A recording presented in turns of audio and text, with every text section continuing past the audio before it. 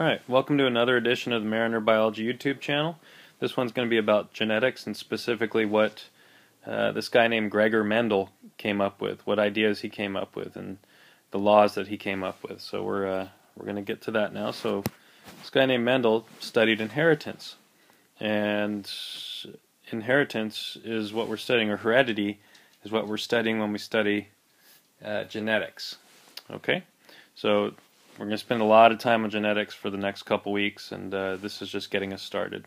So how did Mendel study heredity, or how did he study inheritance? Well, he chose these organisms called pea plants. And pea plants are great because they have lots of characteristics, or lots of characters, that only have two versions, or two traits. Okay? And so what we mean by character in a pea plant would be something like flower color. And the two traits we have for flower color, there's purple flowers and there's white flowers. And the purple color and the white color are what we call traits. Okay, there's another term, genotype, which we're going to talk about in a little bit. Okay, so each of you and each pea plant and each living thing has these things called chromosomes, and the chromosomes are made of DNA. And the DNA are broken up into the DNA molecules are broken up into sections called genes. And typically these genes are responsible for a certain character, like flower color. And the different versions of the characters, called traits, are caused by different versions of genes called alleles. Okay, and the reason I put two alleles is because you have two parents, and all sexually reproducing organisms have two parents, and you get one allele, or you get one version of the gene from each parent. And that allele is found on the chromosome you got from each parent. Remember, we said we have two of each chromosome from each parent that makes up our homologous pairs of chromosomes. Okay? So here comes this term genotype. Okay, so the two alleles you got, one from each parent, make up your genotype. Okay, so you have a dominant version and a recessive version, something like that. Or you could have two dominant versions, or you have two recessive versions of this gene. Those alleles that you got make up your genotype.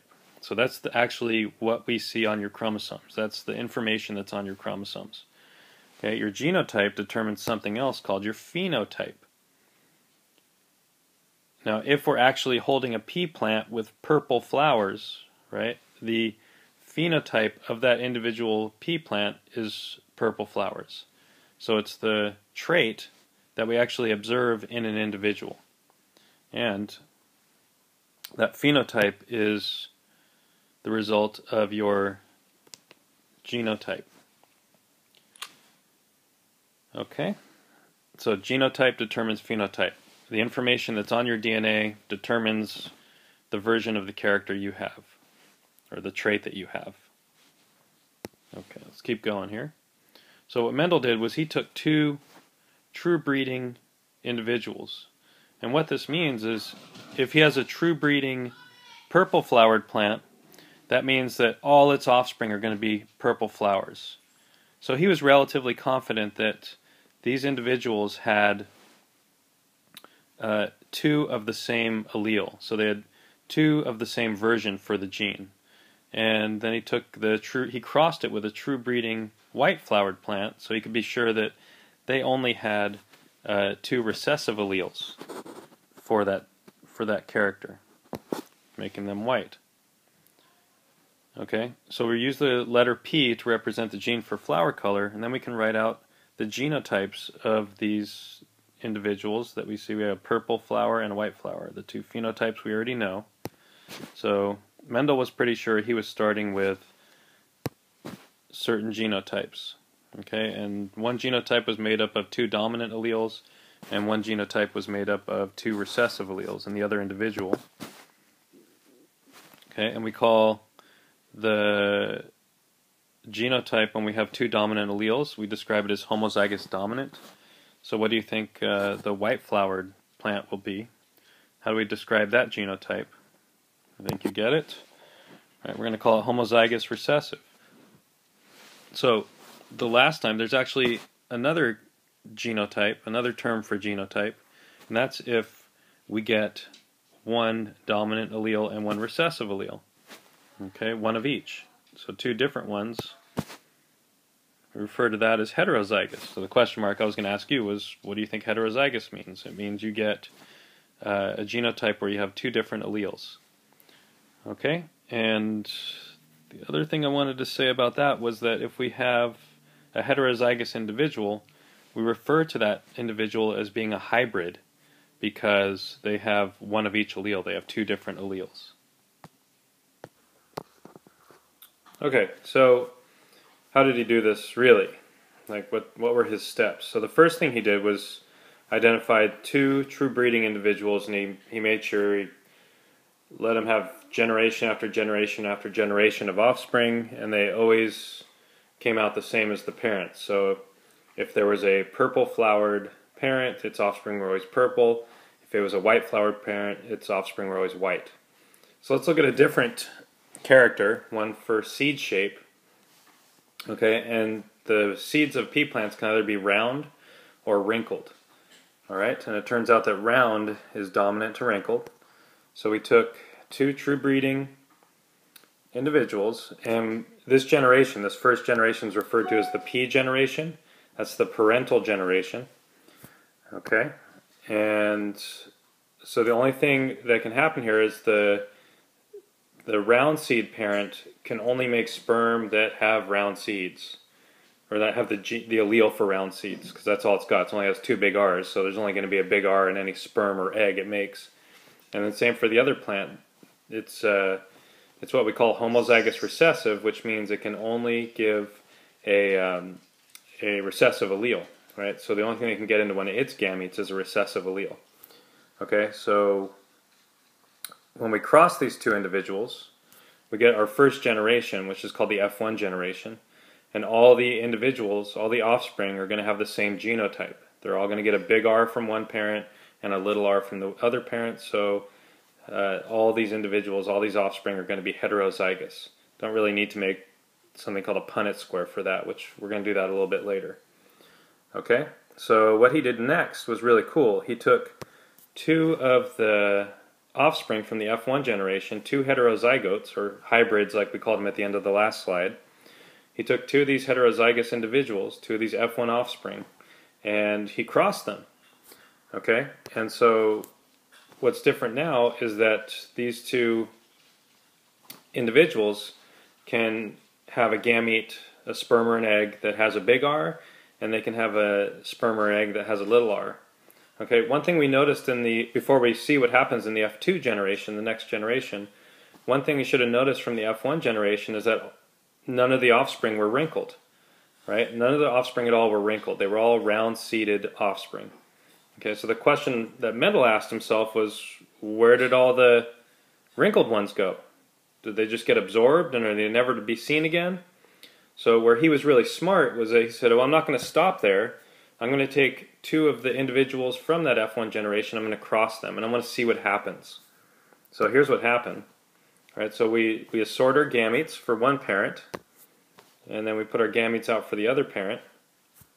Okay, and then what we do in each square in this larger box called the Punnett square, or I'm sorry, each little box in the larger thing called the Punnett square, represents the genotype of a possible offspring. Okay, and there's two important points about this this thing we call the Punnett square. One is that, like I said, each box in the Punnett square, it represents the genotype of one of the possible offsprings. Okay, or offspring, I should say. And the other thing is that it's showing our expected results, right? Not what we might actually see, but what we would expect to see if we have very large numbers of offspring. Okay, we talked about this before, how you all know now that there's a 50-50 chance, you have a 50% chance of having a boy or a girl, right? But that doesn't mean that if you have two children, one's going to be a boy, one's going to be a girl. You could have 4 children, they can all be girls. Okay, so again, what this is showing is just what we expect, not what we may actually observe. All right, so let's finish filling this in. And so what we've done is we recombined the gametes into the possible offspring. And we see that we have 3 different genotypes. There's 2 boxes that have heterozygotes in them. Okay, so what's going on is, if, let's say we have 1,000 offspring, okay, in the F2 generation, which is represented by the results of our Punnett square right there. Okay, how many of those F2 individuals, of those 1,000, do you think are going to have the round seed phenotype? How many of those individuals are we going to observe round seeds in?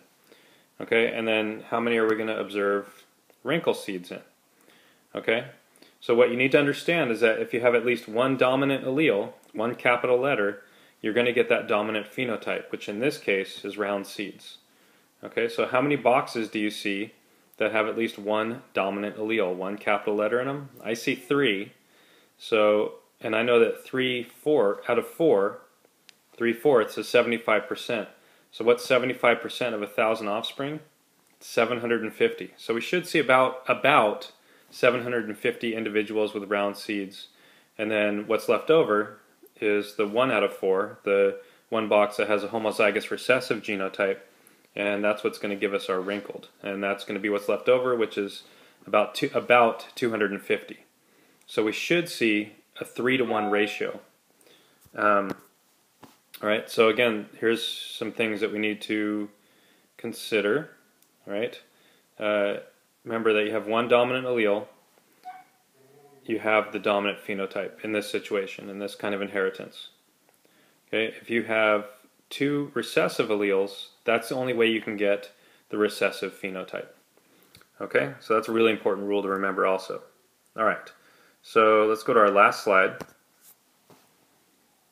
Oh, that's not yet. Let's talk about this. Okay, so why does any of this matter? Well, it matters because we can use the same kind of method, the same process, to determine if certain individuals are more at risk of having offspring that have a genetic disorder. It works the same way in pea plants that it does in humans.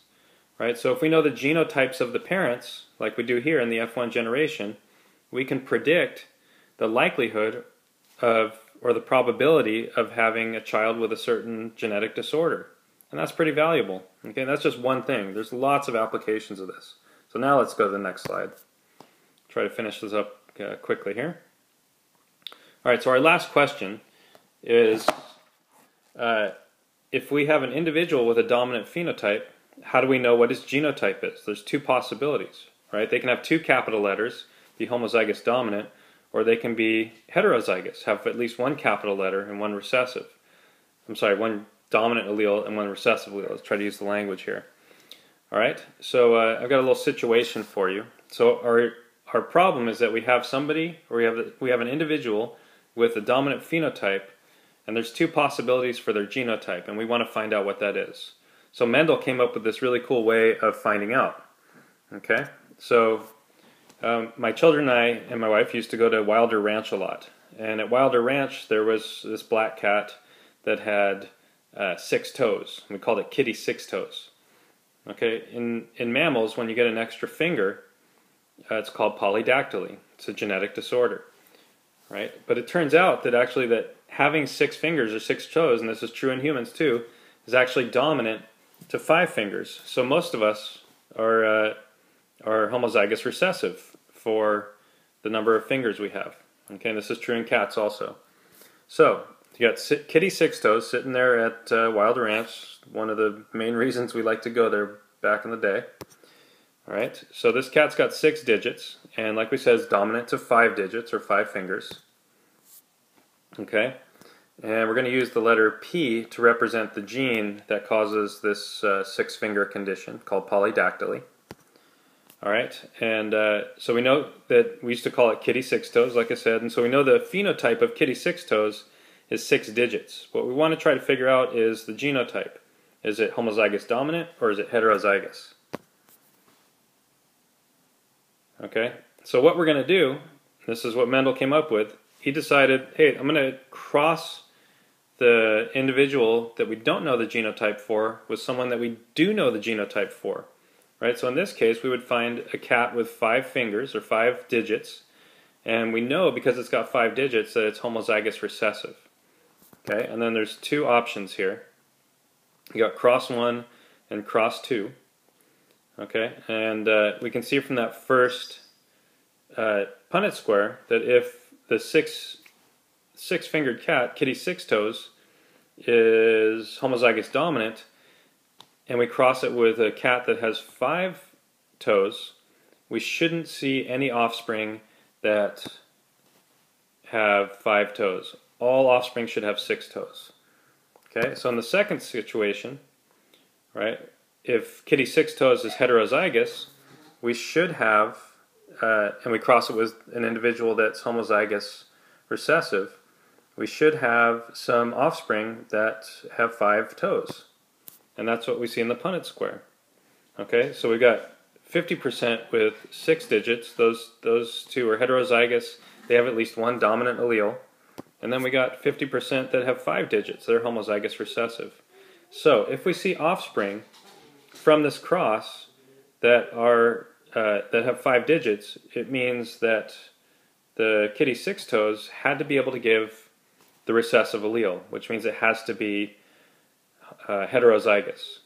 If they had a bunch of kittens and none of them came out with 5 digits, they all had 6 digits, that means most likely that kitty six toes is homozygous dominant. Okay, so, and what we just did here, and what Mendel called this, was a test cross.